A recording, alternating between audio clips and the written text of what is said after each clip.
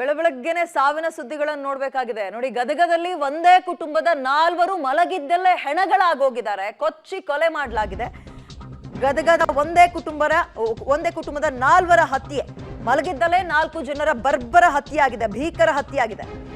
ಗದಗದಲ್ಲಿ ಎಲ್ಲಿ ಅಂತ ಕೇಳೋದಾದ್ರೆ ಗದಗ ನಗರದ ದಾಸರವಾಣಿಯಲ್ಲಿ ನಡೆದಿರೋ ಘಟನೆ ಇದು. ಗದಗ ಬೆಟಗೇರಿ ನಗರಸಭೆ ಉಪಾಧ್ಯಕ್ಷೆಯ ಮಗ ಸೇರಿದಂತೆ 4 ಜನರನ್ನ ಕೊಚ್ಚಿ ಕೊಲೆಗೈದಿದ್ದಾರೆ. ನಗರಸಭೆ ಉಪಾಧ್ಯಕ್ಷ ಸುನಂದಾ ಬಾಕಳೆ ಅವರ ಮಗ 27 ವರ್ಷ ಕಾರ್ತಿಕ್ ಬಾಕಳೆ ಅಂತ ಆತ, ಮತ್ತು 55 ವರ್ಷದ ಪರಶುರಾಮ, ಆತನ ಪತ್ನಿ 45 ವರ್ಷದ ಲಕ್ಷ್ಮಿ, 16 ವರ್ಷದ ಮಗಳು ಆಕಾಂಕ್ಷ ಸೇರಿದಂತೆ ಒಟ್ಟು 4 ಜನರನ್ನ ಮಲಗಿದ್ದಲ್ಲೇ ಮಸಣ ಸೇರಿಸಿದ್ದಾರೆ ಪಾಪಿಗಳು. ಕೊಲೆ ಮಾಡಿ ಸ್ಥಳದಿಂದ ಎಸ್ಕೇಪ್ ಆಗಿದ್ದಾರೆ. ಮೊದಲನೇ ಮಹಡಿಯ ಕೋಣೆಯಲ್ಲಿ ಮಲಗಿದ್ರು. ಪತಿ, ಪತ್ನಿ, ಮಗಳ ಕೊಲೆ ಆಗಿದೆ. ಈ ಮೂವರು ಕೊಪ್ಪಳ ಮೂಲದವರು. ಹಾಗೆ ನೋಡೋದಾದ್ರೆ ಏಪ್ರಿಲ್ 17 ಅಂದ್ರೆ ಮೊನ್ನೆ ಪ್ರಕಾಶ್ ಬಾಕಳೆ ಪುತ್ರ ಕಾರ್ತಿಕ್ನ ಮದುವೆ ಫಿಕ್ಸ್ ಆಗಿತ್ತು. ಆ ಕಾರ್ಯಕ್ರಮಕ್ಕೆ ಅಂತ ಬಂದಿದ್ರು ಸಂಬಂಧಿಗಳು.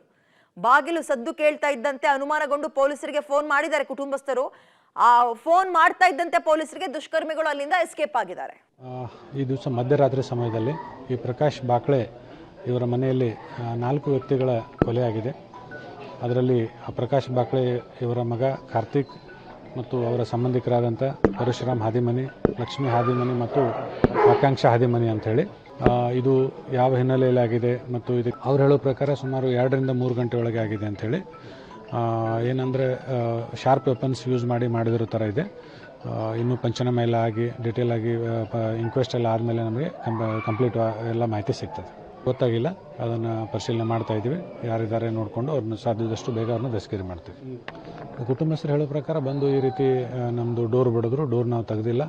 ಆಮೇಲೆ ಹೊರಗಡೆ ಬಂದು ನೋಡಿದಾಗ ಈ ರೀತಿ ಇನ್ನು 2 ರೂಮಲ್ಲಿ ಈ ಥರ ಅವ್ರದ್ದು ಏನು, ಸೊ ಅದನ್ನು ಆ ಹಿನ್ನೆಲೆಯೆಲ್ಲ ಪರಿಶೀಲನೆ ಮಾಡ್ತಾ ಇದ್ದೀವಿ.